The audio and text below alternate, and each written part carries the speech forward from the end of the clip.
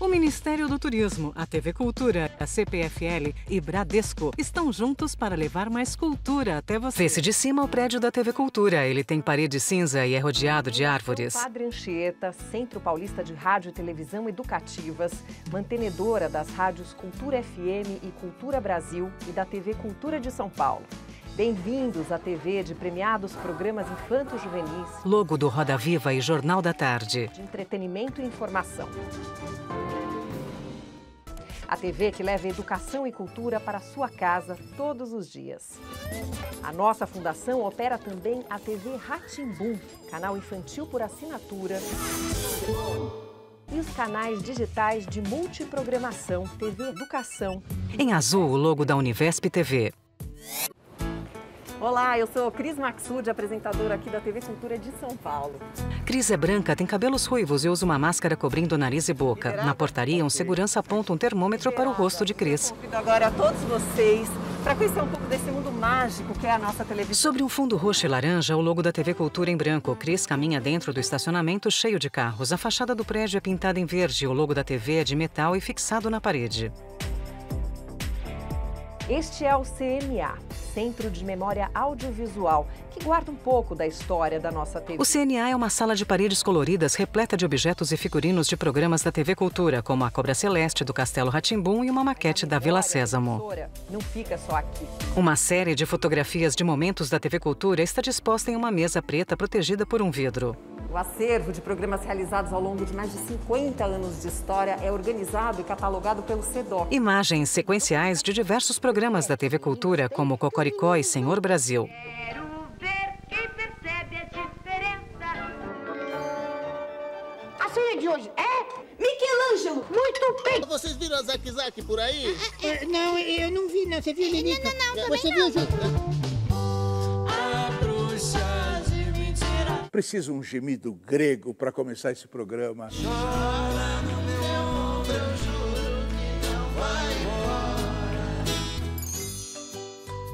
Agora vocês vão conhecer o lugar da magia, o Departamento de Efeitos Especiais. Vê-se de perto um tronco de árvore com a cobra celeste saindo por um buraco. Ela tem a pele rosa e longos cílios. Um homem usando um jaleco branco e máscara de proteção está pintando um pequeno globo terrestre.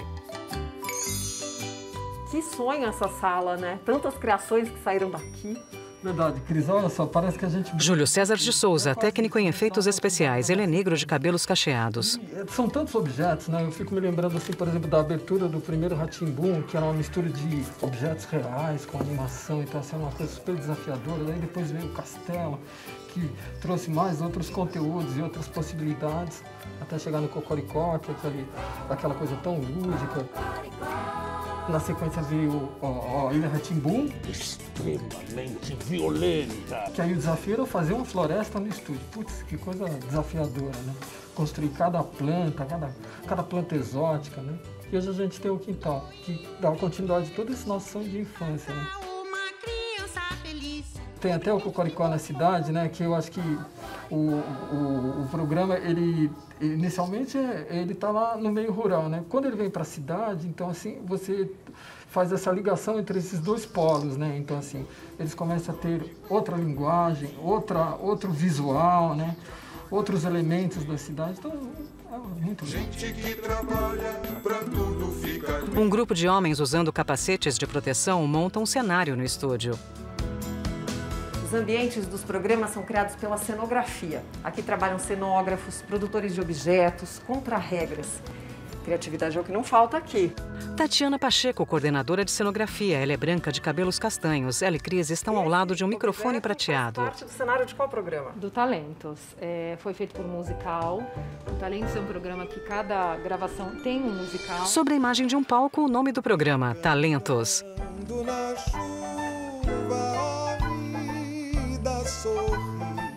Fora o Talentos, que é um reality, temos jornalismo, que no jornalismo tem que ser um cenário mais sóbrio por conta de notícias.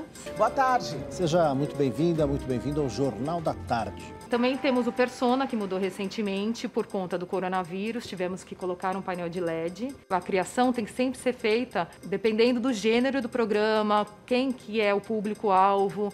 Então a gente tem que sempre pensar nisso. Cris está em um estúdio iluminado em tons de rosa, azul e roxo. Na fotografia está a iluminação, a fotografia. E esses profissionais fazem um trabalho que valoriza o cenário, como é o caso do programa Talentos, que revela artistas do teatro musical. Como é que essas áreas se conversam, se conectam? Jaime Nakayama, diretor de fotografia. Joime Nakayama, diretor de fotografia. Ele é branco e tem cabelos curtos e grisalhos, usa máscara de proteção. Isso dentro de um programa 3D, onde a gente já consegue fazer as simulações, posicionamentos de câmeras, lentes, estudo dos materiais, texturas, para reflexão da luz. Porque eu trabalho com a luz incidente e o cenário trabalha com a luz refletida. Isso que compõe a fotografia. E sabe quando você está assistindo a TV e entram umas animações, uns mapas na tela? Quem cria tudo isso é a equipe da computação gráfica. Fazer arte é com eles. Samuel de Souza, coordenador de computação gráfica. Ele é branco e tem cabelos cacheados. Usa máscara cobrindo o nariz e a boca. Os programas da TV Cultura, de acordo com o conceito de cada programa. Quintal da Cultura, né, o público infantil, a gente trabalha de forma mais lúdica, com cores mais vivas, né? A gente tem humor, que é um humor de interrupção, um humor mais físico, que é diferente de um humor de um Provoca, que é um programa de entrevistas, né? Que é um humor para adultos. Abertura do Provoca, sobre um fundo preto, imagens do apresentador Marcelo Taz. A gente fez uma vinheta interessante, né, de stop motion, pro dia da animação, né? Animação de uma pessoa construindo um cupcake decorado com confete. Uma vela está no topo do bolinho, 100 anos de animação no Brasil. Vamos seguir. Cris está de blusa marrom e calça laranja. Ela passa por um corredor de paredes verdes e chega em uma área gramada. E no meio do caminho tem uma árvore. E essa árvore tem história. Casa da Hipácia do seriado Ilha Rá-Tim-Bum. A árvore está com o tronco cortado ao meio. Ela tem grandes raízes e é oca por dentro. Cris entra e olha para as paredes internas do tronco. Imagens do programa Ilha Rá-Tim-Bum. Hipácia está sentada dentro da árvore. Ela é branca, de cabelos pretos e lisos. Ela segura um tecido. Hipácia, a feiticeira bondosa que fugiu de Alexandria trazendo documentos históricos. Poderosa Isis. Oi, tudo bom? Cris sobe uma escadaria. As paredes estão enfeitadas com quadros coloridos. Agora, quando se fala em programa de TV, tem uma função que é a alma do negócio, a produção. É a produção que organiza tudo, que está no processo do início ao fim. Neste grande salão, trabalham as produções de vários programas da TV. A sala tem o piso verde e as paredes brancas. Mesas de madeira equipadas com computadores estão espalhadas pelo salão. Imagens sequenciais das aberturas de vários programas da TV Cultura, como Papo de Mãe, Senhor Brasil e Quintal da Cultura. No momento, a maior parte dos profissionais está em home office, mas a sala já está preparada para receber as equipes de produção com todos os cuidados necessários. E aqui, parte da equipe do programa Metrópolis.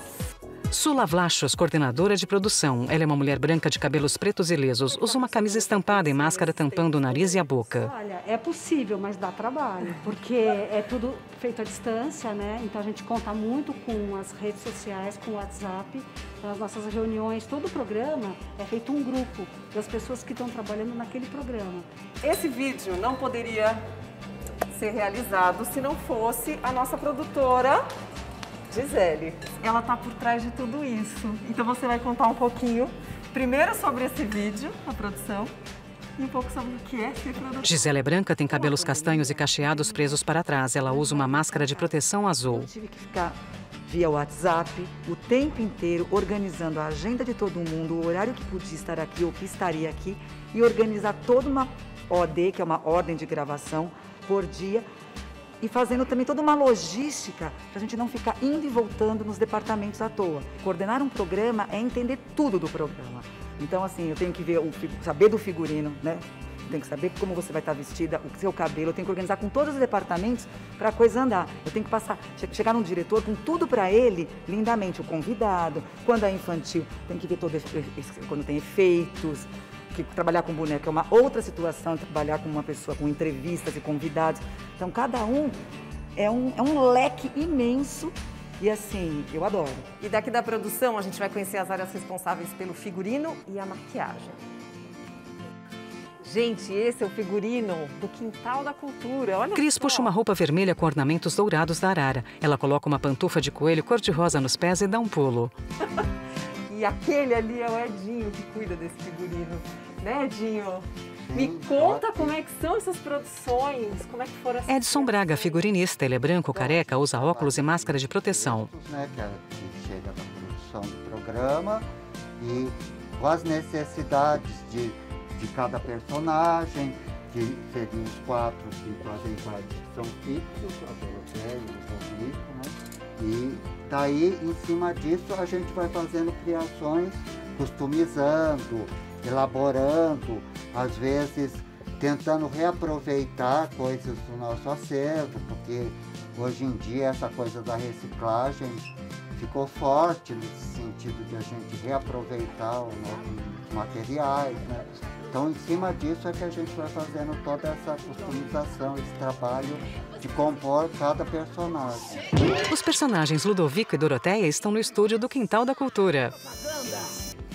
E é a Cidinha que cuida do nosso figurino, né, Cidinha? Sim. Ai, que... Cida de Souza, figurinista. Ela é uma mulher negra de cabelos cacheados e curtos. O programa é por setor, como é que é? Lá pro programa, né? Eu visto assim, várias meninas maravilhosas. Você é uma delas, adoro. Você faz variedade, né? Cultura, umas coisas. Então você usa umas roupas mais descontraídas, né? E eu faço jornal também, no caso da Karen Bravo, Ana Paula Couto, a Vera Magalhães, que são programas mais sérios, né? A Didi, então a Didi é uma pessoa que é também bastante colorida, né? O funcionário dela pode usar um monte de coisa, é um programa também de cultura e variedade. Muito atuais para o Brasil de hoje. E agora a gente vai dar uma espiadinha para ver quem está se maquiando. Cris caminha por um corredor e chega ao camarim de maquiagem. Olha só! Adriana Couto, do programa Metrópolis. Agora você vai para maquiagem, cabelo. Eu vou. E daqui a pouco? E daqui a pouco é o estúdio. Adriana Couto é uma mulher negra de cabelos trançados. Ela está sentada em uma cadeira preta giratória. Dessa técnica do airbrush para maquiagem convencional que a gente fazia antes. Nil Moreira, coordenador de maquiagem. Ele é branco, tem cabelos pretos e curtos e usa uma máscara de proteção. Aqui o aerógrafo, que ele é conectado num compressor de ar, né? E você deposita o pigmento aqui e aí você vai pulverizando na pele. Essa maquiagem ela foi desenvolvida justamente para a leitura das câmeras, né? HD, 4K e 8K também. Também ninguém toca na pele. Isso, é muito mais higiênico também a questão, porque você acaba não tendo muito contato, você dispensa totalmente os pincéis, né? Então você consegue fazer tudo com airbrush. Pronta? Né? Pronto. Cris se levanta da cadeira e passa a mão nos cabelos olhando para o espelho. Ela sai do camarim e vai até os estúdios. E agora, um momento super esperado. A gravação de um programa no estúdio. Sobre uma porta preta, um painel luminoso com a informação no ar escrita em vermelho. Cris entra no estúdio. Nós estamos preparando para a gravação do programa Metrópolis. E a direção passando as orientações. Visual do jardim com a obra do Martins. Então enquadra até o enquadramento muda. Mas ao invés dela caminhar muito, mais de tentar uma experiência dos câmeras irem mais até ela, entendeu? Quais são essas diretrizes que rolam aqui antes do programa? Marcos Maciel, diretor. Ele é branco de cabelos curtos e cacheados. As câmeras, os planos que a gente vai usar, com a Adriana, com o Cunha, que está em casa. Toda semana tem um entrevistado de telão que a gente faz remotamente, daqui com a casa dele. E agora já está se preparando para entrar no ar. Sim, Adriana Couto, apresentadora. Eletrônico falando com a editora-chefe, estão testando o ponto. E a gente vai começar daqui a pouco. E os estudantes estão aqui acompanhando tudo que acontece na TV. O que você diria para eles, Gigi? Ah, que maravilha! Bem-vindos, bem-vindos ao nosso mundo, bem-vindos à TV Cultura. E para fazer um programa, além da produção, da luz, da cenografia, da equipe operacional, tem outros profissionais que são essenciais. 3 pessoas estão sentadas de frente para um televisor em uma ilha de edição. O diretor de TV escolhe as imagens de cada câmera que está posicionada no estúdio. Cenas essas previamente marcadas pela direção do programa. E seleciona uma sequência delas que serão gravadas ou transmitidas ao vivo. E tem também o sonoplasta, que faz o controle dos sons, microfones, efeitos sonoros, trilhas musicais. Tem muitos programas que gravam entrevistas, imagens que precisam ser editadas antes de irem ao ar. Não é não, PC? É isso aí. Como é que funciona uma ilha de... Paulo César Dias, editor. Ele é branco de cabelo grisalho, usa máscara de proteção preta. Na timeline e vem limpando o que não vai ser utilizado. Vem seguindo o roteiro. E a gente já está na parte de finalização. Já foi editado e aprovado pela diretora. A gente pegou todo o material dessa nova fase via celular, né? De todos os apresentadores. Editamos todo o material e começa a finalização. Aí já está com o áudio finalizado, tudo. E o programa está pronto para ir pro ar. Tá na hora do Ludovico Show. Qual programa entrar no ar agora? Então, agora no ar nós estamos... Fernando Calaf Freihat, operador de controle mestre. Ele é branco e calvo. Vai entrar um boletim jornalístico ao vivo. Após esse boletim jornalístico ao vivo, dará consequência aqui o playlist, a gente faz a operação aqui de pagamento de censura, closed caption. Essa normatização dos programas é toda feita aqui. Bom, e quando a gente fala em TV Cultura, a gente fala em excelência de programação. E todo dia é definido um roteiro com esses programas todos que você vê aí da sua casa. E esse roteiro é executado aqui, da sala de controle mestre, não é isso? É isso. Agora, como é que funciona? Vocês têm o roteiro digital, mas também tem ele analógico. A programação é toda... Márcio Pauliello, coordenador de programação. Ele é branco e careca. Em cima deste roteiro, que nada mais ele é a programação que foi toda fechada e planejada pela direção. Aqui é o setor de exibição que faz a execução final desse roteiro. Então aqui é um espelho do que está automatizado. Então tudo que passa, todas as alterações, sejam dos breaks, dos intervalos, os horários de entrada dos programas, que é uma coisa que a cultura preza e respeita muito. E aqui a gente tem um outro roteiro, que é o roteiro online, que são as informações que são full times passadas para toda a rede através desse roteiro. 3 homens estão sentados em uma sala repleta de televisores e painéis de controle. Trabalho desenvolvido pela equipe das mídias digitais. Danilo Rocha Cavalcante, gerente de mídias digitais. Ele é branco e careca, usa uma camisa azul e máscara de proteção. Você está falando de um programa infantil, você está tratando do imaginário das crianças. Então você tem que tomar todo um cuidado para que ela continue ali dentro daquele universo. O jornalismo, nós acompanhamos bem a parte de Jornal da Cultura e o JT também. Fazemos ali cortes das notícias para viralizar isso nas redes. Principalmente o Roda Viva, nós fazemos uma transmissão no YouTube para as pessoas conseguirem assistir ele. Quem não consegue assistir pela televisão, depois pode acompanhar ele em um horário que está mais livre para assistir esse programa. E ele é um programa muito moderno, porque ele serve para você assistir no YouTube, serve para você escutar através de um podcast, e você também pode acompanhar pílulas dele no Facebook, no Twitter. E agora a gente vai conhecer o jornalismo, onde são pautados e editados programas que são referência na TV brasileira. Sobre um fundo branco em letras azuis, o título Matéria de Capa. Sobre a imagem de um galho de folhas verdes, o texto Repórter Eco. Sobre a imagem da ponte estaiada, o texto Opinião. O título Revista do Esporte sobrepõe a animação de uma bola de futebol. Sobre uma imagem do globo terrestre, o título em letras azuis, Jornal da Cultura. Em letras brancas garrafais, o logo do programa Roda Viva. Rua, para saber como é que é esse dia a dia, né? Rodrigo Piscitelli, repórter. Ele é branco de cabelos curtos e pretos. E isso ao mesmo tempo é estimulante, né? Porque você está fazendo sempre coisas novas, coisas diferentes, aprendendo coisas novas e portanto é sempre um desafio a cada dia. Para os repórteres, a vida começa aqui pegando a pauta e aí é rua. Essa aqui é a Rua 1 da comunidade Córrego do Feijão, a primeira a ser atingida pelo rompimento da barragem. Chegamos ao núcleo de acessibilidade Flix, um departamento de extrema importância quando se pensa em inclusão social. O núcleo de acessibilidade tem paredes brancas ornamentadas com hexágonos coloridos. Acima de uma porta, o texto em uma placa luminosa. No ar, uma mulher de cabelos cacheados está sinalizando em libras. Nossa, que trabalho incrível! A gente não tem dimensão, né? Nem faz ideia do que acontece aqui, né, Fernanda? Fernanda Sabino, supervisora de acessibilidade. Ela é branca, tem cabelos ruivos e lisos e usa uma máscara de proteção. E hoje a gente atende mais de 4 canais, com closed caption, audiodescrição e libras, alguns 24 horas, outros 30 horas semanais. Mas a gente está possibilitando acesso à informação a todas as pessoas sem discriminação. Tem lá no fundo closed caption, que são aquelas, como se fossem aquelas legendas, né, que passam por baixo do vídeo dizendo o que cada pessoa está falando, que é quase o mesmo público-alvo das libras, são para aqueles que não entendem a língua brasileira de sinais, e a Libras é para aqueles que não entendem o português, né? Não sabem o português ainda. E a gente tem também a audiodescrição, que facilita a informação para aqueles que não enxergam, que têm baixa visão. Até as pessoas com dislexia ou idosos também são beneficiados da audiodescrição. Imagens sequenciais da Avenida Paulista, Teatro Municipal e das ruas da cidade de São Paulo.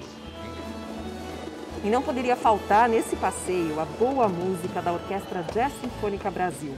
O grupo traz para a TV Cultura arranjos exclusivos que mesclam o erudito com o popular. Procurando bem, todo mundo tem pereba, marca de bexiga ou vacina. E tem piriri, tem lombriga, tem ameba. Para falar um pouco mais sobre Cris o Maxud. mágico da televisão, nós convidamos Leão Serva, jornalista, correspondente de guerra por 2 anos. Esteve nos conflitos da África e Bósnia. Acompanhou o fotógrafo Sebastião Salgado no registro dos povos indígenas e da Amazônia. E atualmente é diretor de jornalismo da TV Cultura de São Paulo. Com vocês, Leão Serva. Leão Serva é branco de cabelos grisalhos, usa óculos com uma armação fina e prateada, blazer preto e camisa branca. Naquela época ainda não era obrigatório fazer faculdade de jornalismo para ser jornalista. Agora também não é mais obrigatório, mas durante muitos anos foi obrigatório. Ele está diante de um grande quadro colorido em tons de laranja, azul, branco e roxo. E tentava ver se eu conseguiria o registro de jornalista sem fazer a faculdade, mas não deu. Na época entrou em vigor a lei e eu tive que fazer a faculdade de jornalismo. Eu nunca achei que a faculdade de jornalismo devesse ser obrigatória, embora eu ache que é bom para a formação, se alguém quer ser jornalista, é bom fazer faculdade de jornalismo. Mesmo sou professor de jornalismo e acho que meus alunos se beneficiam da faculdade de jornalismo. Mas tem muitas coisas que são importantes para um jornalista e que ele não aprende na faculdade. Por exemplo, eu me especializei durante muitos anos, tenho trabalhado com jornalismo sobre povos indígenas. Teria sido muito melhor se eu fizesse, para minha formação, se eu tivesse feito a faculdade de antropologia, que eu larguei para fazer jornalismo. Também me especializei em jornalismo de guerra. E jornalismo de guerra talvez pudesse ser mais proveitoso se eu tivesse feito relações internacionais, por exemplo. Eu acho que o gosto pelo jornalismo, para quem vai ser jornalista, começa muito cedo. Pessoas que gostam, por exemplo, de histórias antigas, de guerras, às vezes de futebol, grandes Copas do Mundo, grandes torneios olímpicos. As pessoas que acompanham esses eventos, dada hora olham e falam assim, eu adoraria cobrir esse evento, estar presente num desses eventos. E aí começa a se aproximar do jornalismo. Eu comecei a me interessar por jornalismo quando era adolescente. O Brasil vivia numa ditadura militar e eu me interessava por política, queria escrever sobre aquilo. Também, durante a ditadura militar, os índios foram muito perseguidos. Houve ataques brutais a tribos de índios e que se poderia dizer até que houve genocídio de índios no Brasil naqueles anos. E eu me interessei sempre naquela época, imaginava cobrir isso, acompanhar esse episódio e conhecer mais sobre essa história.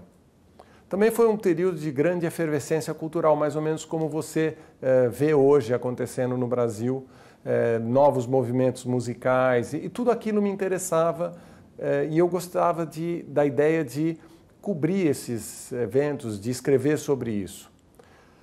Mas não é só, vamos dizer, o desejo. O jornalismo é uma profissão que exige uma formação. Como eu falei, algumas pessoas fazem faculdade de jornalismo para se aprimorar. Outras vão fazer, por exemplo, faculdade de economia para ser jornalistas. Outros fazem direito porque querem conhecer bem a legislação. Imagine você cobrir um caso de polícia, por exemplo, um processo judicial, cobrir a Operação Lava Jato ou o impeachment de um presidente sem conhecer a legislação é muito difícil. se beneficia quem for um advogado, por exemplo, quem tiver uma formação em direito. Eu, então, fui fazer jornalismo e acho que o jornalismo, o mais importante do jornalismo, como eu falei, é aprender redação.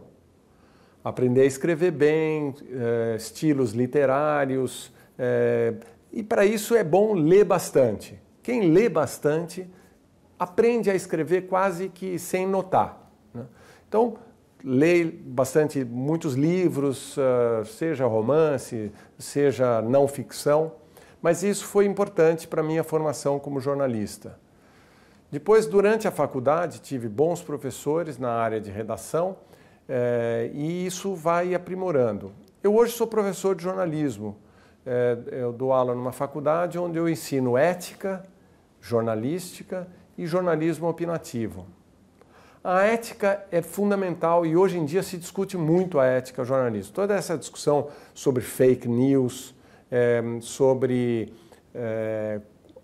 o uso das redes sociais, das mídias sociais, Facebook, WhatsApp, e o jornalismo, também sobre a decadência dos grandes veículos de jornalismo com o fim da publicidade tradicional. Todas essas discussões têm repercussão na ética jornalística, na precisão dos textos, vamos dizer assim, no valor de perseguir sempre a verdade. Não se pode dizer que todo texto jornalístico seja verdadeiro, tem muitos erros que saem em jornal tal, mas o importante é que o jornalista deve perseguir a verdade. E hoje a gente vê que existe muita circulação de notícias ou de textos que objetivamente são mentirosos. Eles foram feitos para mentir, eles se espalham em verdades e etc. Tudo isso é uma discussão que diz respeito à ética jornalística. E a gente precisa estudar e se preparar bem para desempenhar bem a profissão. Então, portanto, é preciso estudar bastante essa questão de ética.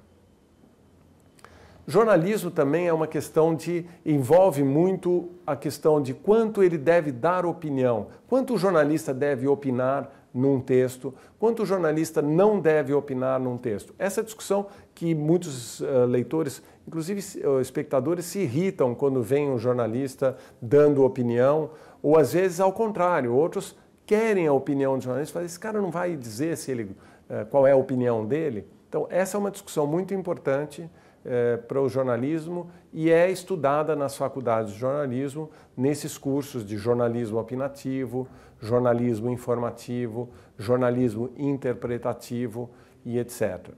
Eu acho que pode ser bem importante você fazer uma faculdade de jornalismo. Mas se você não fizer, existe sempre a opção de, depois da faculdade, fazer um mestrado. Eu fiz mestrado em jornalismo mesmo, mas muita gente que faz outras faculdades faz mestrado em jornalismo como uma forma de conhecer mais o jornalismo e se preparar para a profissão. E isso é uma boa opção também, fazer uma faculdade de outro tema e depois fazer um mestrado em jornalismo. Mas tem algumas coisas que qualquer atividade jornalística exige, independente do tema com que você trabalha. Se você trabalhar com jornalismo cultural, com jornalismo esportivo, com jornalismo econômico, sempre há algumas coisas que são fundamentais e a gente não pode deixar de ter. Bom português, tem que ir bem nas aulas de português, aprender todas as regras de gramática, como se escrevem as palavras, o que não é fácil. Normalmente, quando a gente é jovem, estudante, a gente fica um pouco assim, avesso a professor de português ou a professora de português. Assim como matemática. Muita gente não gosta, mas são fundamentais. Jornalista que não sabe calcular números, por exemplo, comete muitos erros. Então, eu acho que a faculdade de jornalismo é boa como uma forma da gente aprimorar muitos desses recursos. O uso do português, o padrão jornalístico de texto. Eu acho que, não sei se os leitores percebem, mas todo o texto jornalístico começa com o resumo da história que vai ser contada. nos outros textos, provavelmente você começa a contar a história do Brasil, você fala assim, olha, houve um dia em que Pedro Álvares Cabral saiu de Portugal, foi navegando, e você vai contar longamente a história da viagem de Cabral. No jornalismo, não. Você começa e diz assim, Pedro Álvares Cabral chegou ao Brasil no dia tal. Quer dizer, a notícia principal está nas primeiras linhas, e depois você começa a contar a história. Por quê? Porque a gente quer prender a atenção do leitor logo de cara. Prender a atenção do leitor é uma das coisas que o jornalismo de guerra faz melhor. Em toda a história do jornalismo, todas as vezes em que tem uma guerra, aumenta a circulação dos jornais, aumenta o número dos assinantes de televisões a cabo, aumenta a audiência das TVs abertas. As guerras atraem a audiência das pessoas. Por isso, ser jornalista de guerra é um dos momentos mais importantes da carreira de todo jornalista. São jornalistas que se aprimoraram, que são considerados bons profissionais, que escrevem bem, têm muito bom domínio da técnica de escrever rápido, aprendem a usar computadores, os computadores de ponta, e todas as coisas da técnica jornalística mais aprimorada são exigidas de quem é jornalista de guerra. Em primeiro lugar, porque a gente trabalha sozinho. Não é uma equipe grande como normalmente a gente tem quando faz reportagens na nossa própria casa. Você vai sempre para as guerras ou sozinho ou com um companheiro. Um repórter de TV às vezes vai com um cameraman, um repórter de jornal às vezes vai com um fotógrafo. No meu caso, nos anos 90, eu viajava sozinho, fazia as fotografias e fazia os textos. Um pouco porque o jornal queria economizar dinheiro, mas também porque eu me sentia mais à vontade trabalhando sozinho. É um pouco solitário trabalhar sozinho num lugar que está em guerra, ouvindo bombardeios e tiroteios e correndo riscos. É um pouco solitário, mas também eu me sentia mais à vontade porque eu não precisava me preocupar com outras pessoas. E se eu pudesse me defender, estava tudo defendido, vamos dizer assim. Mas a gente corre muitos riscos no jornalismo de guerra. A primeira vez que eu cobri uma guerra foi na Iugoslávia. Vence fotografias em preto e branco, um homem em meio às árvores com as mãos em uma metralhadora, soldados armados em uma estrada, civis em acampamentos e uma imagem da Ponte Latina na cidade de Sarajevo. Chamado Iugoslávia, que não existe mais. Esse país se dividiu em 9 outros países ao longo dos anos 90. E logo que um país chamado Bósnia quis se separar da Iugoslávia, o resto do país, o exército do país, invadiu a Bósnia e cercou essa cidade de Sarajevo, e os 300 mil habitantes da cidade ficaram durante 3 anos cercados. Todos os alimentos, todas as coisas que eles precisavam eram contrabandeadas de forma muito perigosa. Então teve fome, teve muitas mortes, os prédios muito destruídos, e a gente ficava ali.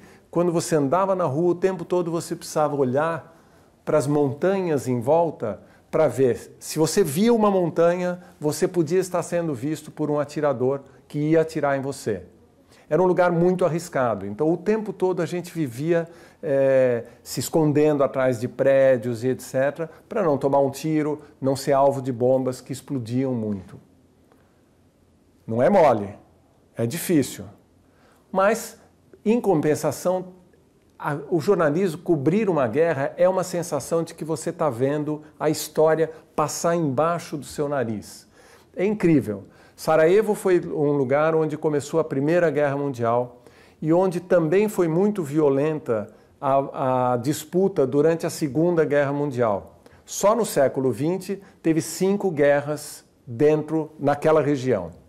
Então, você imagina que eu andava nas ruas e sabia, nesse lugar aqui começou... Você via o lugar onde começou a Primeira Guerra Mundial. O lugar onde foi assassinado o arquiduque austríaco Francisco Ferdinando. Retrato em preto e branco do arquiduque, homem branco de cabelos castanhos, bigode comprido e olhos claros. Foi morto e começou a Primeira Guerra Mundial como uma retaliação contra aquelas pessoas que tinham matado o príncipe austríaco. E de repente eu estava exatamente naquele lugar. E muitos outros lugares. Sarajevo é uma cidade histórica, que tem muitas...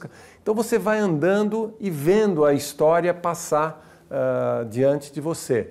É muito interessante, e se o jornalista puder contar e souber contar essas histórias para o seu espectador, para os seus leitores, certamente eles vão ficar muito felizes de ler,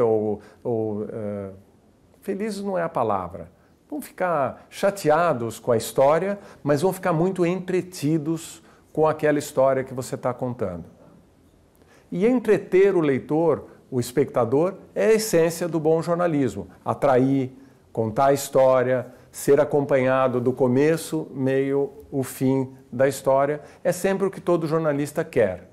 Desde que eu era pequeno, eu sonhava ser correspondente de guerra.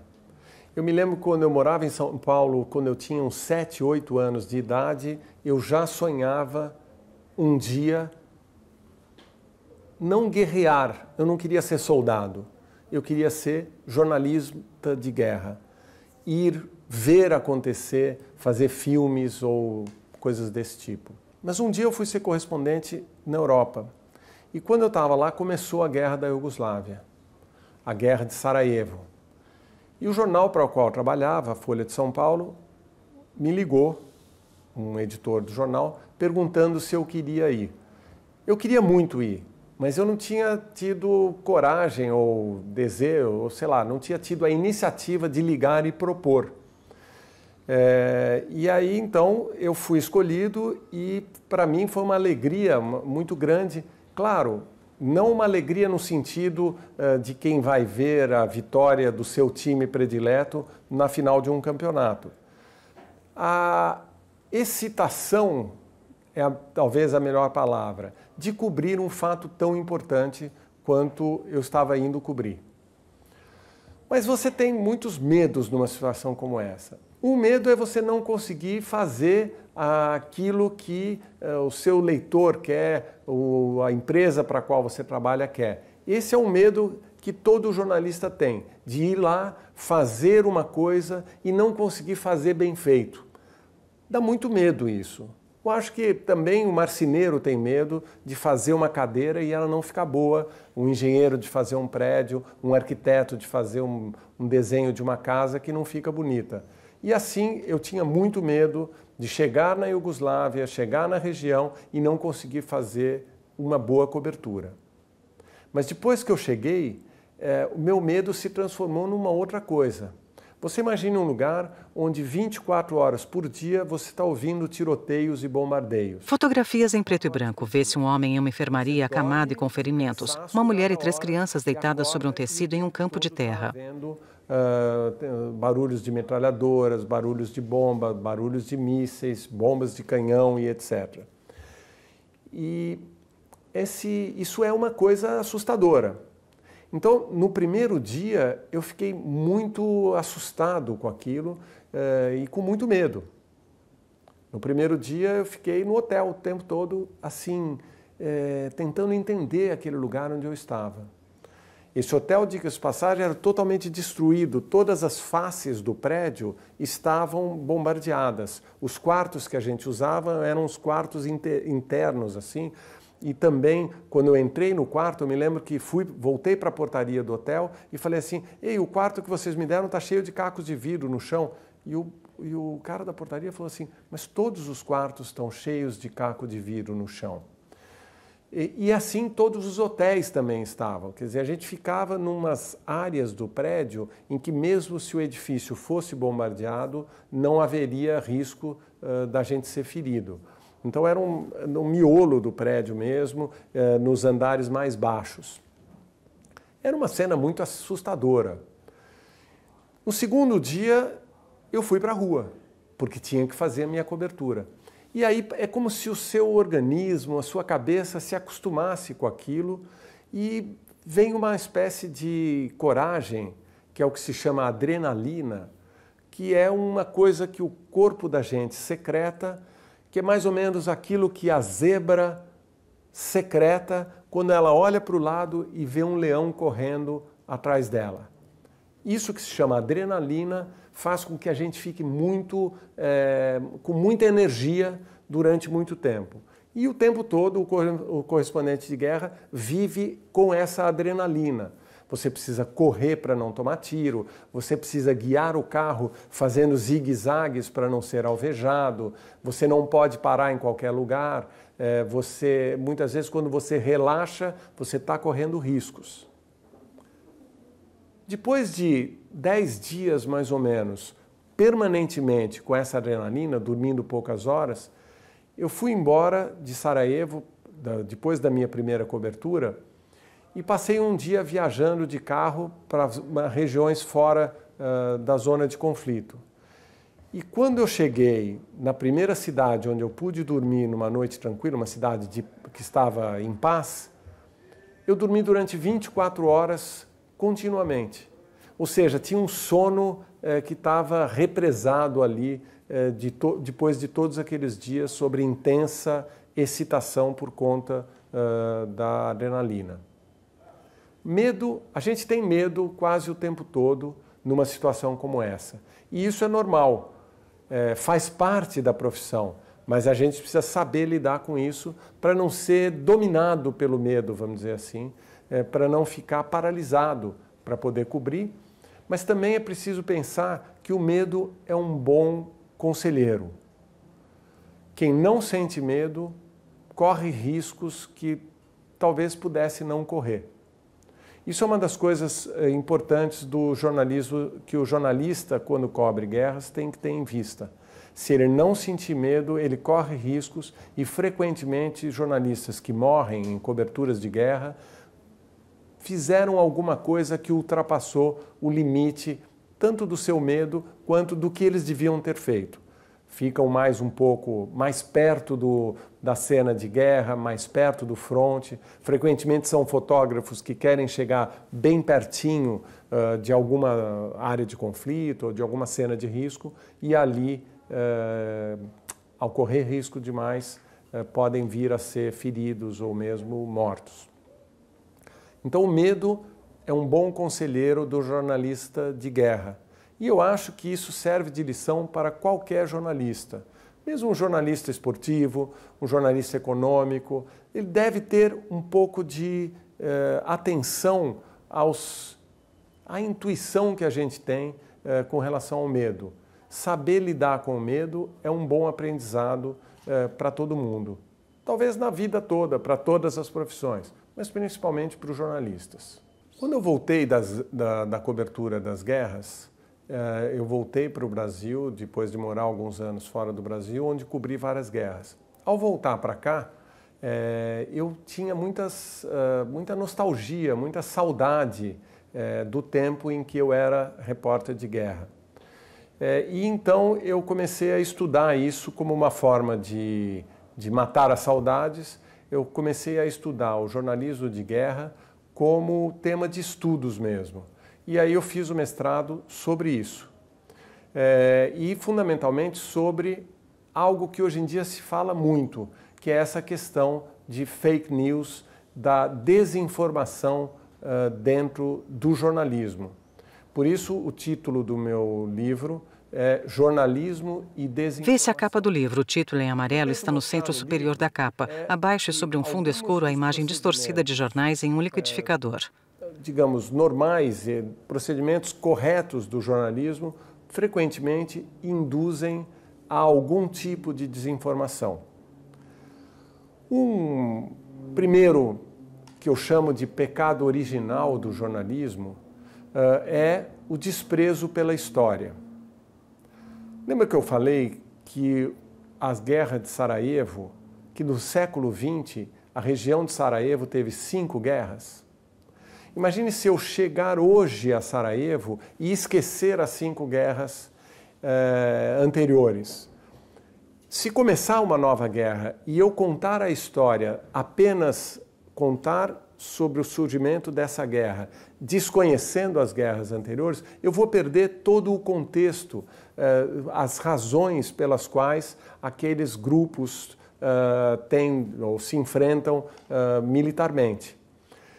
A história ensina por que em 1992 teve uma guerra na Iugoslávia e por que mesmo hoje pode vir a ter uma nova guerra na Iugoslávia. São conflitos históricos muito antigos. Quando o jornalismo desconhece a história, ele perde o fio da meada, vamos dizer assim. E esse é o que eu chamo de o pecado original do jornalismo. É a primeira desinformação fundamental que a gente comete no jornalismo quando a gente conta uma história como se ela fosse nova. E, na verdade, todas as notícias têm um passado, uma causa anterior. Outra coisa muito importante é que o jornalismo divide o mundo em editorias, vamos dizer assim. Política, economia, cidades, cultura, esporte. Ao dividir o mundo nessas categorias e editar o jornalismo, os jornais, o telejornalismo dentro dessas categorias, frequentemente a gente perde um pedaço da história, um pedaço, alguma coisa da capacidade de compreender a notícia. É fácil você imaginar. Imagine que o presidente da República vai num jogo de futebol. Afinal, isso é uma notícia esportiva ou uma notícia política? A mistura das duas é uma história em si. O uso que os políticos fazem do esporte e do futebol explica muito sobre o esporte. Explica também muito sobre a política. O Brasil ganhou a Copa de 1970 em plena ditadura militar. E o general, que era presidente da República na época, usou e abusou da seleção brasileira para se tornar mais popular do que ele era. E isso acontece em muitos países do mundo, em todo o mundo. Então, compreender aquela notícia, olhando só para o lado esportivo, a gente perde um pedaço da história. Se também só pensar na política, a gente perde um pedaço da história esportiva. Esse é um exemplo apenas, mas tem muitos outros. Tem muitos outros exemplos de desinformação jornalística que a gente vê no dia a dia da imprensa e que eu mostro nesse livro chamado Jornalismo e Desinformação, que foi o tema do meu mestrado feito nos anos 90. A desinformação é parte integrante do jornalismo. A gente tem que perseguir não desinformar o leitor, mas o tempo todo, de alguma forma, isso acontece. A principal consequência disso é que você afasta o leitor de muitas notícias importantes ou da essência de notícias importantes.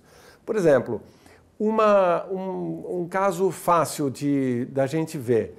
Quando tem uma notícia importante, frequentemente os políticos pegam e criam uma notícia diversionista, como a gente fala, para distrair a opinião pública e o leitor. Então você imagine que no dia em que sai uma notícia sobre corrupção num governo, imediatamente os políticos pegam e criam um fato para chamar a atenção e tirar o foco do noticiário e dos espectadores, da opinião pública, daquela notícia muito importante que pode afetá-los.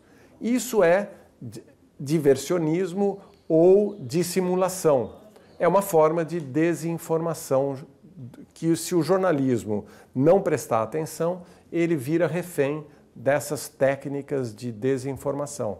Desde que eu comecei a trabalhar com jornalismo, no começo dos anos 80, até hoje, muita coisa mudou no jornalismo, no mundo todo, também no Brasil. Naquela época, os veículos mais fortes de jornalismo eram ou jornais impressos, os grandes jornais, ou telejornais, e revistas também, revistas semanais. Hoje as revistas semanais perderam muito da força que tinham.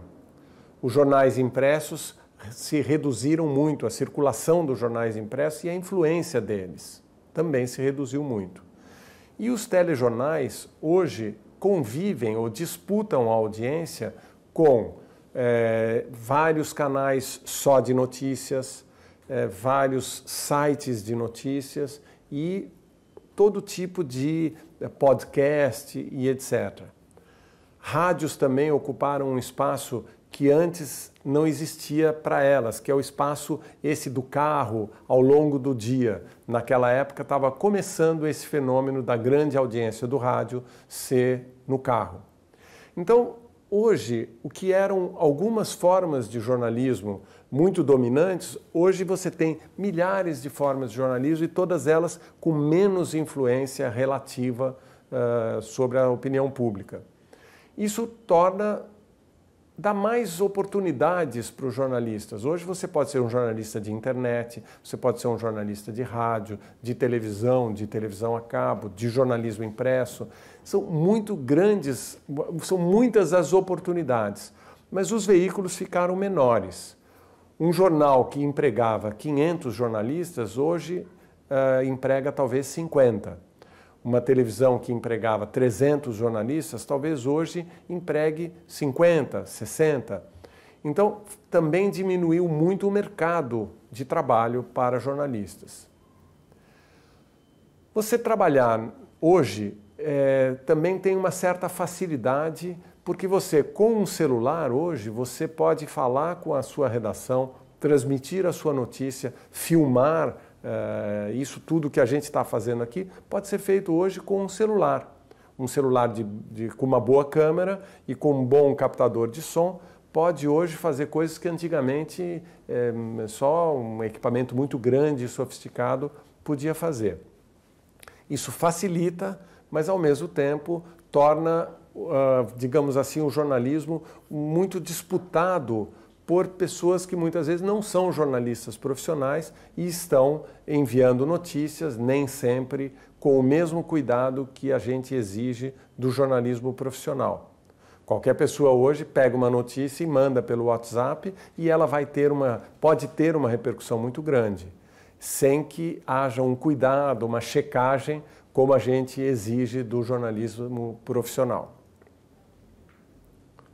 As maiores dificuldades, eu acho, para o exercício do jornalismo hoje, por exemplo, na internet, é a questão da velocidade mesmo.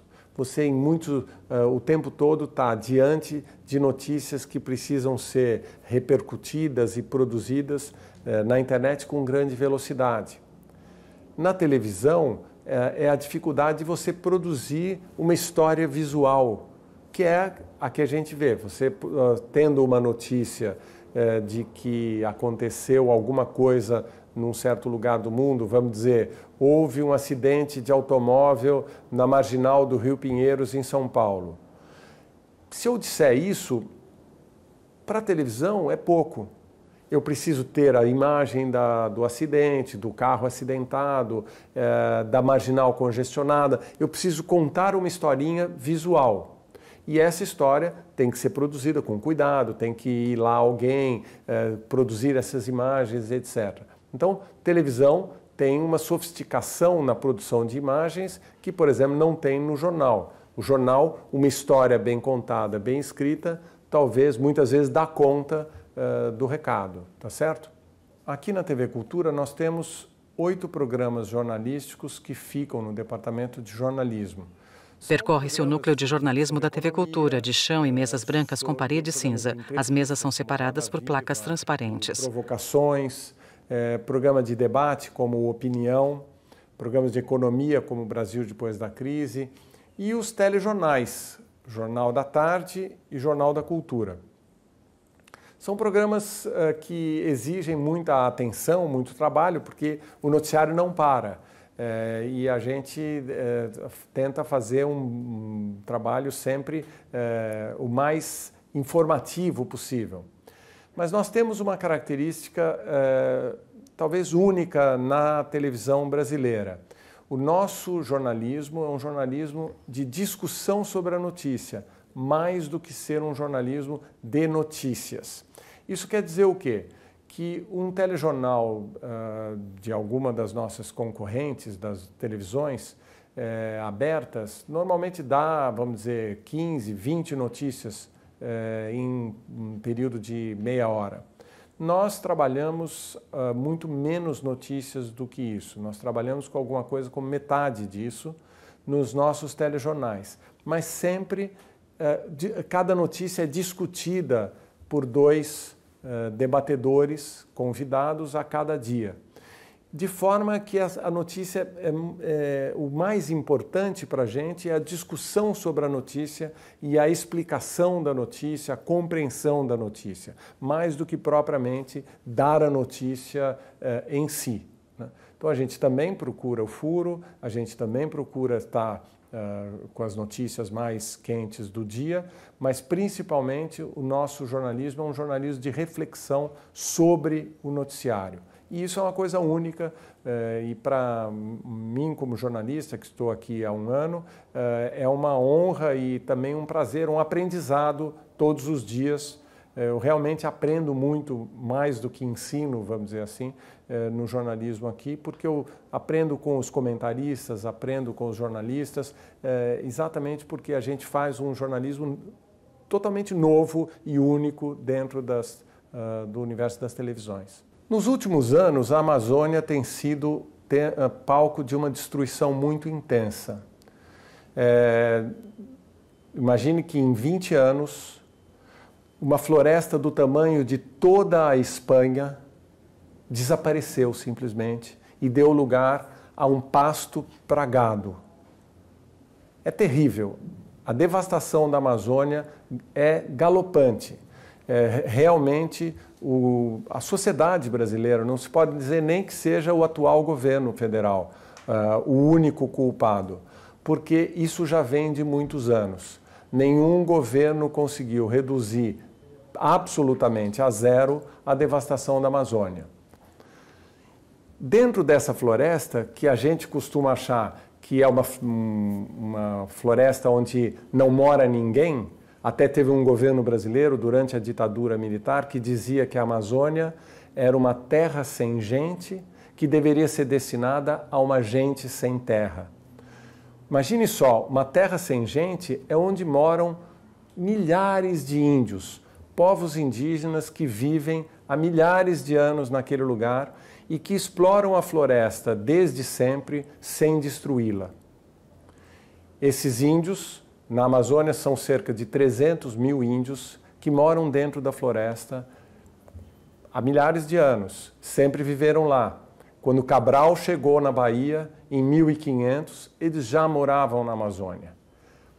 Esses povos eu tenho visitado ao longo dos últimos 30 anos, em reportagens jornalísticas que procuram mostrar como vivem esses índios. Há uma curiosidade que a gente tem, como eles vivem. Muitos índios vivem pelados, outros se vestem com roupas diferentes daquelas que a gente usa aqui na cidade de São Paulo, onde eu vivo, e nas grandes cidades do Brasil. Então, essas reportagens sempre foram para mim, muito prazerosas. É muito interessante conhecer um povo inteiramente diferente, que caça com arco e flecha, que pesca com flecha e não conhece linha e anzol, por exemplo. Índios que comem carnes que a gente, aqui nesta região onde a gente vive, a gente não come, carne de macaco, carne de anta, carne de tatu e tantos outros bichos que frequentemente a gente imagina que nem se pode comer. Por exemplo, você já comeu formiga? Eu acho que não, né? Pois muitos índios do Brasil comem formiga.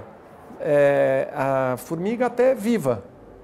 Imagine uma saúva, essa formiga mais ou menos grande assim.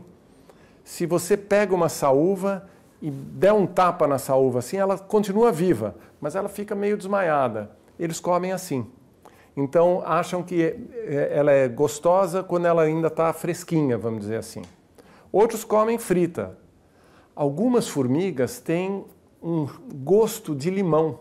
Então, eles fazem molho de comida para outras comidas. Por exemplo, você vai fazer um peixe e aí põe aquelas monte de formigas. São as formigas pequenininhas assim, eles passam no peixe assim e quando você cozinha o peixe, ele fica com um gosto de limão, assim, muito gostoso. Diferente, né? Outros índios comem carne de macaco, por exemplo, que é um dos sinais, talvez seja a diferença maior entre índios e os não índios. Um grande professor brasileiro, um estudioso, já morreu, chamado Antônio Cândido de Melo Souza. Fotografia de Antônio Cândido, senhor branco, calvo, de cabelos e barbas grisalhos. Vê-se a capa do livro Parceiros do Rio Bonito. As mudanças nas sociedades que se chamavam antigamente de caipira. Os caipiras eram um tipo de gente. Hoje a gente usa essa palavra com outro sentido, mas antigamente isso era muito comum, um tipo de gente que vivia em fazendas, mas não fazendas de produtividade grande, não nas grandes fazendas brasileiras, mas na franja dessas fazendas, fornecendo alguma coisa para essas fazendas em troca de sal e poucos elementos, mas na verdade esses eram, por exemplo, os ribeirinhos, os pescadores mais distantes, e essas pessoas viviam bem distantes da sociedade brasileira, das grandes cidades, do grande ciclo econômico brasileiro. E ao longo do século XX, no estado de São Paulo, esses caipiras tradicionais, como se dizia, desapareceram. Viraram trabalhadores de fazenda, ou mudaram para outros lugares, e ao longo do século XX foram desaparecendo. Mas o Antônio Cândido mostra que um primeiro sinal do desaparecimento da cultura caipira é quando os caipiras deixavam de comer macaco. Começavam a achar que o macaco, que comer macaco era praticar canibalismo. Tanto que a gente, nas grandes cidades, não come macaco, não é isso? Você não come macaco, come? Mas os índios comem, e os caipiras também. Sempre acharam que aquilo é uma carne como outra qualquer, até muito saborosa. Então, nessas viagens, um dia eu acabei até experimentando também carne de macaco, de anta, de jacaré, um monte de coisas assim bem diferentes daquilo que a gente vê aqui. São oportunidades que surgem para um jornalista quando faz essas viagens. E são coisas, eu diria, experiências inesquecíveis que o jornalismo dá para a gente. Hoje em dia é muito comum o jornalista de texto também fazer fotografia. Os celulares facilitaram muito isso. As câmeras fotográficas de muitos celulares, dos chamados smartphones, são muito poderosas, têm muita qualidade. Mas antigamente isso era mais raro. Os jornalistas normalmente não trabalhavam com as duas coisas. Eu decidi fazer fotografia e fazer texto nas coberturas de guerra, porque eu durante a faculdade, tinha feito curso de fotografia, gostava muito de fotografia, e também porque achei que isso me dava mais liberdade de ação. Eu sempre me lembro de um jornalista muito famoso, de um fotógrafo que ficou muito famoso no Brasil, David Zing, que morreu há alguns anos, já velhinho. Ele foi um dos pioneiros, ele que levou o Tom Jobim e o João Gilberto para o primeiro show nos Estados Unidos em 1962, logo que eles tinham criado a Bossa Nova. Depois disso, o David Zing veio morar no Brasil. O Zing era um repórter de texto, mas ele notava que custava mais caro, todas as vezes que ele propunha uma viagem de trabalho, a revista para a qual ele trabalhava dizia, mas você é um fotógrafo. Então ele achava que fazendo fotografia ele tornava mais barato a cobertura e ele aumentava o número de viagens. E de fato ele acabou até se tornando um grande fotógrafo e ficou conhecido no Brasil como fotógrafo. Eu tinha a história do Zing na cabeça quando então eu fui fazer as minhas coberturas levando equipamento fotográfico e eu fazia fotos e texto. Tem uma diferença grande na cobertura que um fotógrafo faz e na cobertura que um repórter de texto faz. O fotógrafo, o repórter de texto pode apurar uma história e contar essa história sem ter visto de frente, sem ter estado no local onde aconteceu a notícia. O fotógrafo não tem como. O fotógrafo tem que ir lá, ele tem que fotografar ou filmar. Então, isso muda a qualidade e as histórias que o repórter conta quando ele trabalha como fotógrafo. Ele se aproxima mais da notícia. E eu gostei dessa experiência e passei a trabalhar com essas duas dimensões do jornalismo já nos anos 90. E me apaixonei por fotografia. E voltando ao Brasil, ao longo dos anos 90, comecei a estudar mais fotografia e hoje sou apaixonado por fotografia, não tanto como fotógrafo, mas mais como crítico de fotografia, estudioso de fotografia. Eu fiz sobre fotografia o meu doutorado. Ele é sobre fotografia de guerra, sobre o impacto que as fotografias de guerra provocam nos espectadores, nas pessoas que veem. Não só fotografia, filmes também, mas principalmente fotografias, porque a gente tem um século de cobertura, ou quase 200 anos de coberturas de guerra com fotografia e menos tempo com filmes e televisão. E, de fato, a minha tese comprovou a ideia de que grande parte do impacto da atração que as pessoas têm pelo jornalismo de guerra é decorrente de ver imagens e de ver filmes e fotografia. Então, em grande medida, o que dá o impacto do jornalismo de guerra é a imagem. Tanto que o primeiro mais famoso, o primeiro grande jornalista de guerra foi um jornalista inglês que cobriu a Guerra da Crimeia, em 1850 e poucos. E ele ficou mais famoso, ele foi também com o primeiro fotógrafo de guerra. Todas as guerras anteriores não tinham ficado, o jornalismo não tinha sido tão importante como veio a ser a partir do momento que esses dois jornalistas foram para a Crimeia. O primeiro grande fotógrafo de guerra e o primeiro grande repórter de guerra. Apaixonado por fotografia, acabei me envolvendo com histórias de fotógrafos e fazendo coberturas em que eu fazia também fotografia e talvez por isso comecei a acompanhar, fui convidado a acompanhar as viagens que o fotógrafo Sebastião Salgado tem feito pela Amazônia ao longo dos últimos anos. Sebastião Salgado é provavelmente o fotógrafo mais famoso do mundo. Fotografia de Sebastião Salgado, homem branco careca de sobrancelhas brancas e olhos claros. Isso é que as exposições dele estão no Guinness como as exposições de fotografia mais visitadas no planeta. Para mim tem sido uma grande emoção acompanhar essas viagens, porque eu vejo nascer ali uma grande exposição que vai se chamar Amazônia, que vai ser lançada agora em 2021 e que vai percorrer o mundo todo mostrando as imagens da Amazônia e dos índios brasileiros. Como eu falei que esses telefones celulares de hoje têm grande qualidade, eu acabei trabalhando bastante com fotografia no celular, né, tirada com o celular. E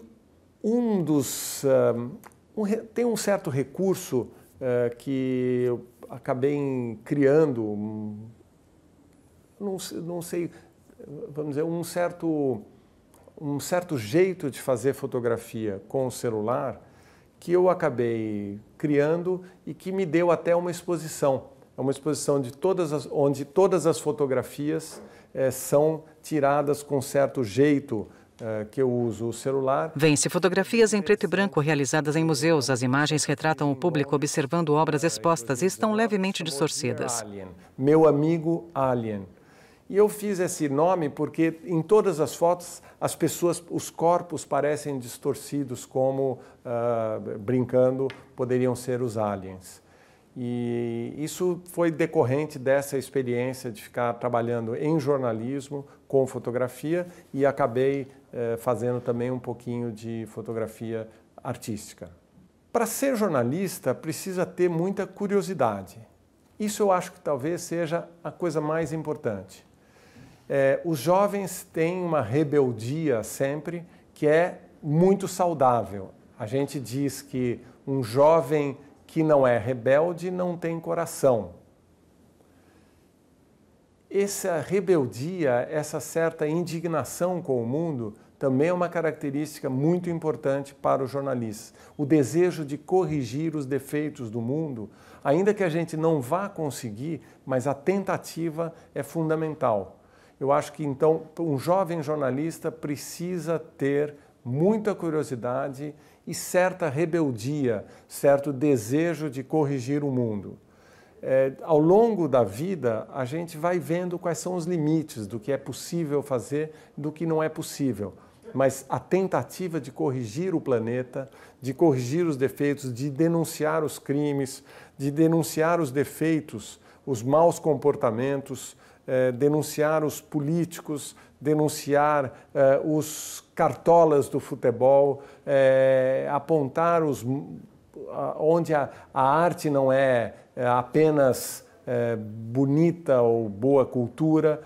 Enfim, quer dizer, ser um pouco do contra é essência do bom jornalismo. E isso é muito importante. E eu acho que é isso um dos motivos pelos quais os jovens, muitos jovens, buscam a profissão de jornalista. E isso é apenas um benefício, não é um defeito. Um bom jornalista hoje precisa começar, desde logo, combatendo fake news. Se todos os dias você pega e a cada dia se dedica a checar uma informação falsa que circula pelas redes sociais, pelo WhatsApp, etc., você já provavelmente fará um excelente trabalho jornalístico. Porque hoje há muita circulação, todo mundo, todos os dias, é afrontado, é exposto a uma notícia falsa, uma notícia distorcida, uma notícia retirada de contexto.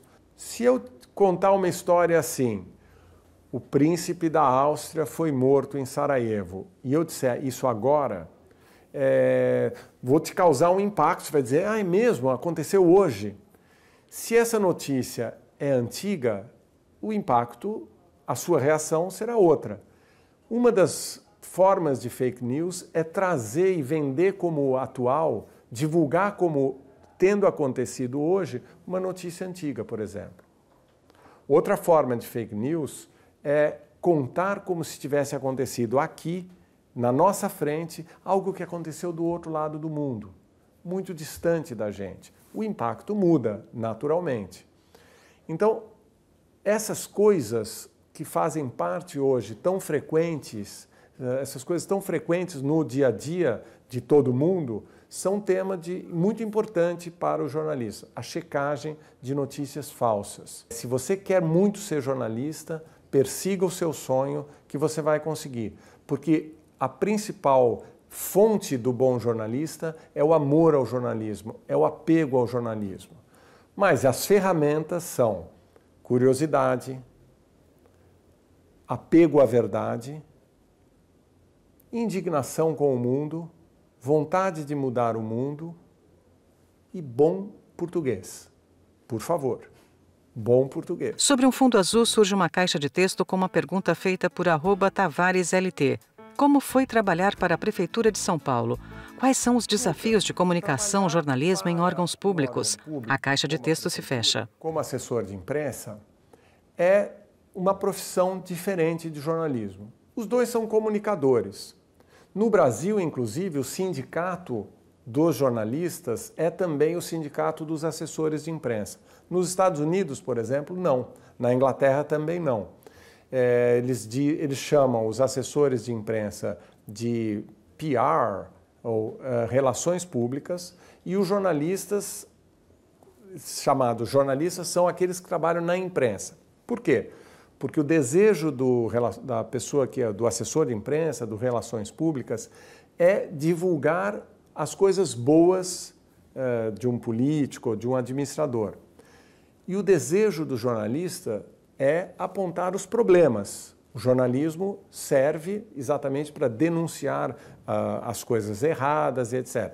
Não só, também o jornalismo também transmite boas notícias, mas o jornalista, principalmente, ele se preocupa com os problemas, com a superação dos problemas. Então, trabalhar, para mim, quando eu fui ser assessor de imprensa, naqueles 4 anos ou pouco mais, foi um exercício saber que eu estava tendo uma outra profissão.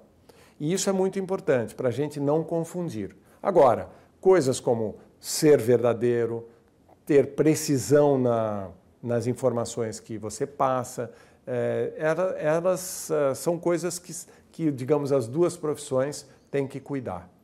Surge a caixa de texto de fundo azul com a pergunta feita por @CaioSFava.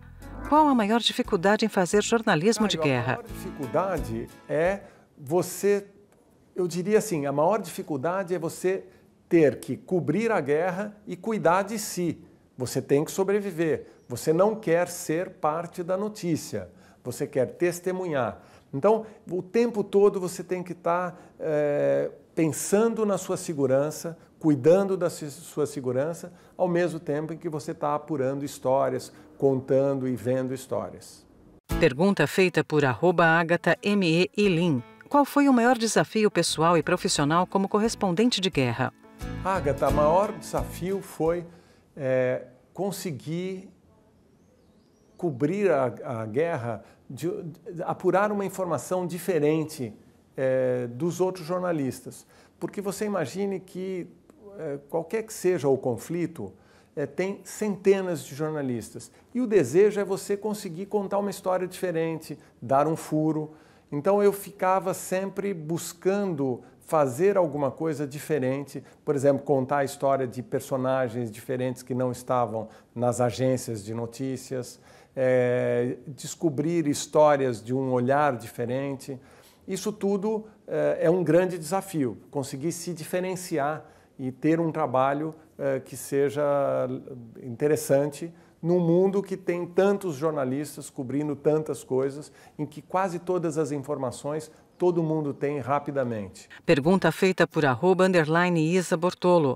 Durante os 2 anos em que você foi correspondente na África e na Bósnia, qual foi a experiência mais marcante para você? A experiência mais marcante para mim, nas 2 ou 3 vezes em que isso aconteceu, foi escapar por pouco da morte.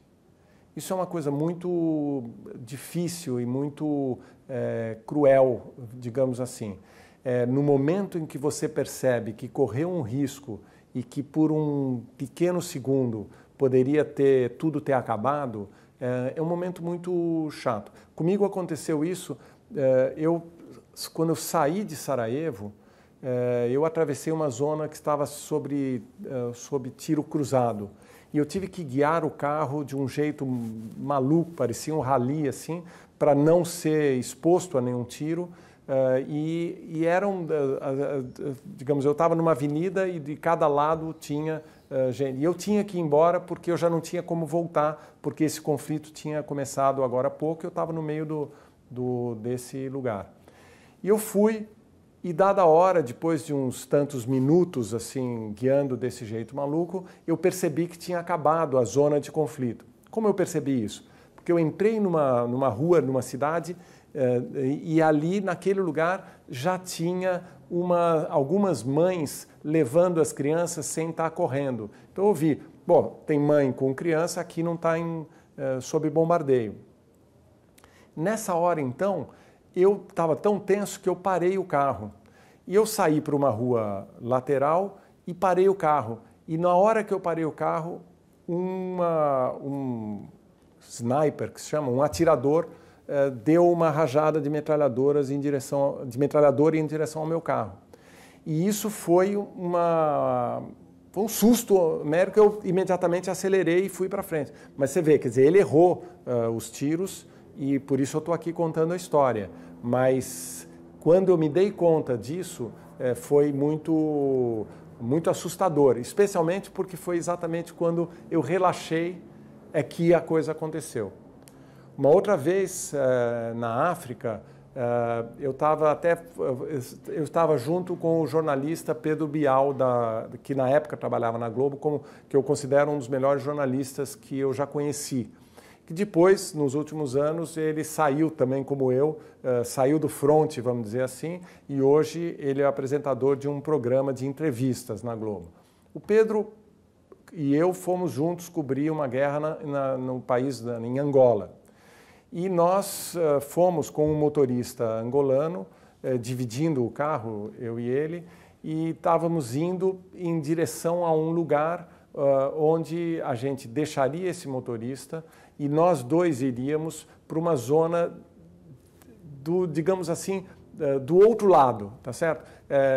Angola tinha um governo e vivia em guerra com um grupo guerrilheiro. E a gente estava indo para a área dominada pela guerrilha. E nós pensamos que estaríamos seguros quando a gente chegasse num certo lugar, e o mapa mostrava que a gente deveria atravessar uma ponte.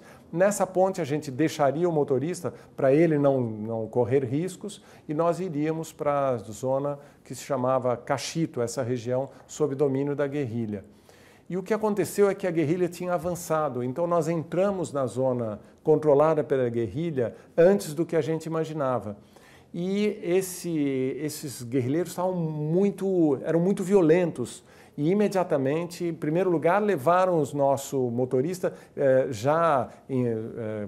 muito agressivamente, e o Pedro deu um grito dada a hora, e eu acho até hoje, estou convencido que foi o grito do Pedro que impediu um soldado de matar o nosso motorista. Quer dizer, você imagine a cena, esse cara iria morrer talvez por nossa responsabilidade, ou por a gente ter errado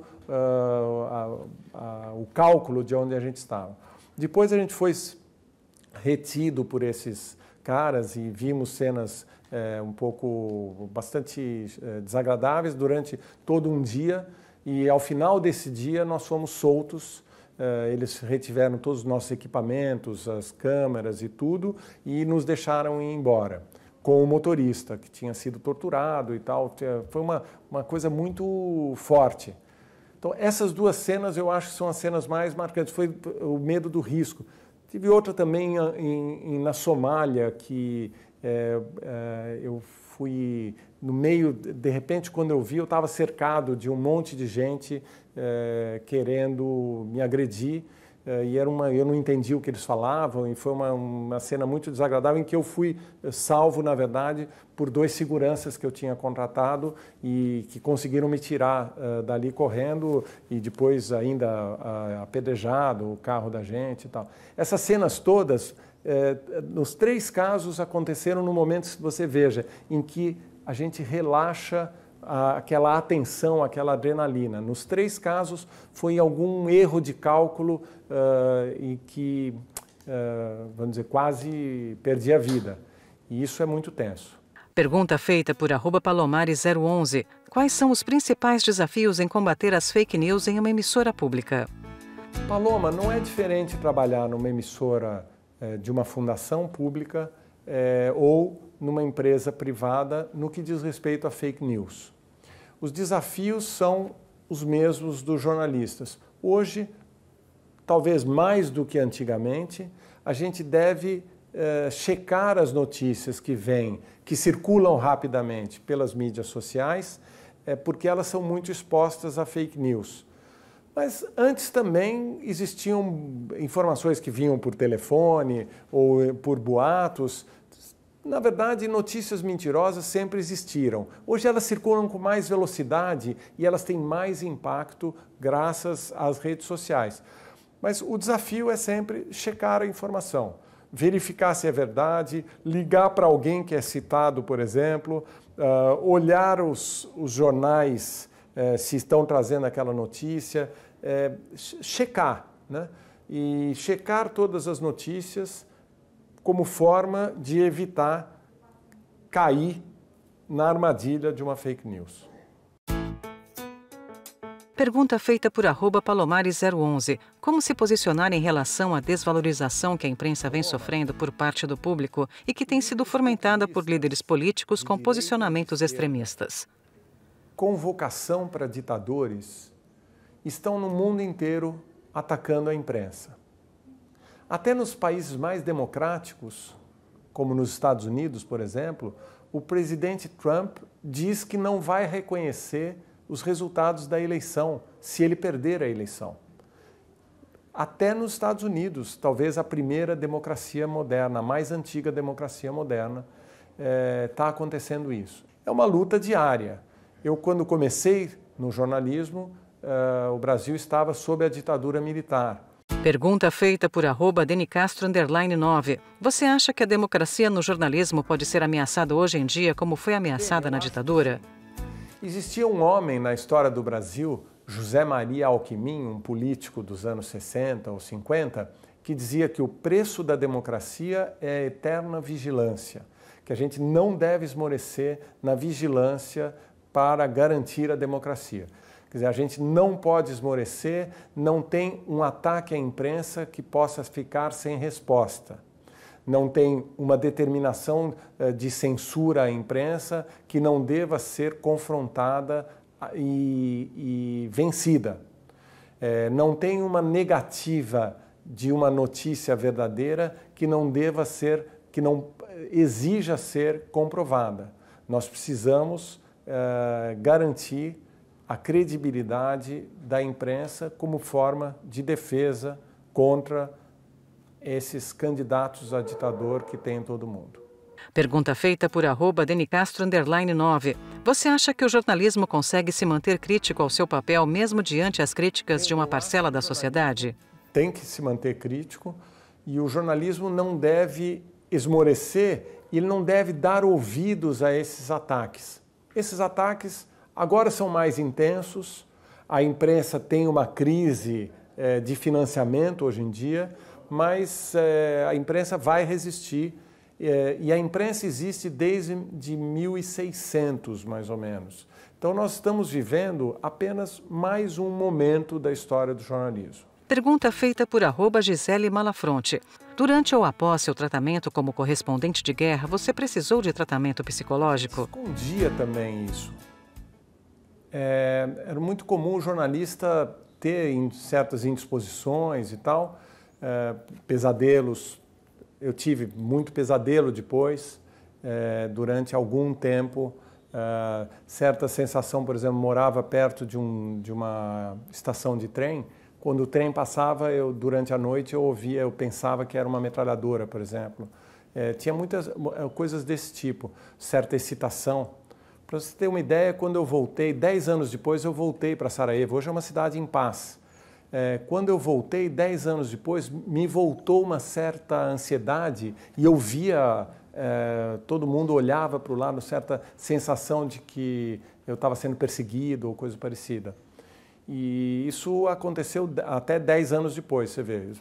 Hoje já passou e eu não me sinto hoje, vamos dizer, afetado por isso. Mas hoje em dia, certamente, eu teria tido um outro tipo de tratamento, digamos, tanto da empresa como de mim mesmo, porque hoje se conhece melhor o efeito psicológico que a cobertura de guerra tem no jornal. Pergunta feita por @Gisele Malafronte. Você mencionou vários pontos para ser um bom jornalista. O que você acha dos jornalistas de fofoca? Gisele, o chamado jornalismo de fofoca é uma questão muito controversa, né? Ou chamado jornalismo de celebridades.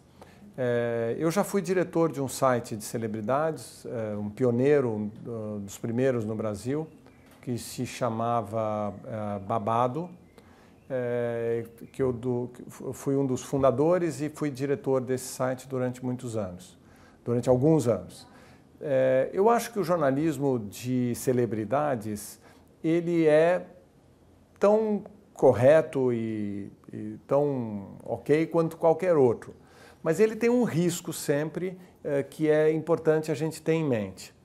O jornalismo cobre as coisas de interesse público e a vida privada das pessoas não é de interesse público ou não é necessariamente de interesse público.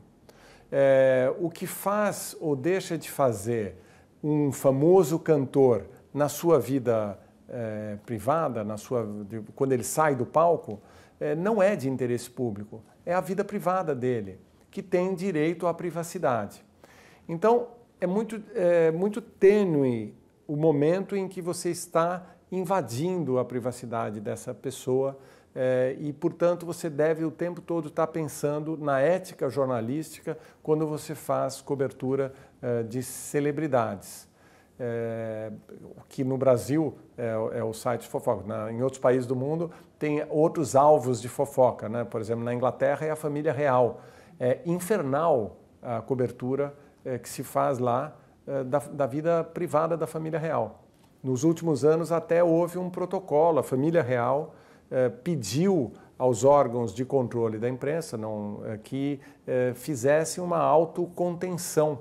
E hoje, por exemplo, quando a princesa vai à escola levar os filhos, os jornalistas não cobrem mais, como cobriam antigamente. Não tem os chamados paparazzi cobrindo, para que os jovens príncipes e a princesa mãe possa ter uma vida social normal, né? Imagine, isso foi uma conquista de poucos anos para cá. Então, realmente é preciso, ali tem, um jornalismo legal, os leitores e os espectadores gostam, e isso está tudo certo, desde que não se ultrapasse essa linha de respeito à ética jornalística. É isso, gente. Espero que vocês que querem ser jornalistas persigam esse sonho, e quem não quiser ser jornalista, persiga também o sonho de defender a liberdade de imprensa, que é fundamental para a democracia, que custou tanto para a gente conquistar. Lei de Incentivo à Cultura, patrocínio CPFL Energia e Bradesco. Realização TV Cultura, Secretaria Especial da Cultura e Ministério do Turismo.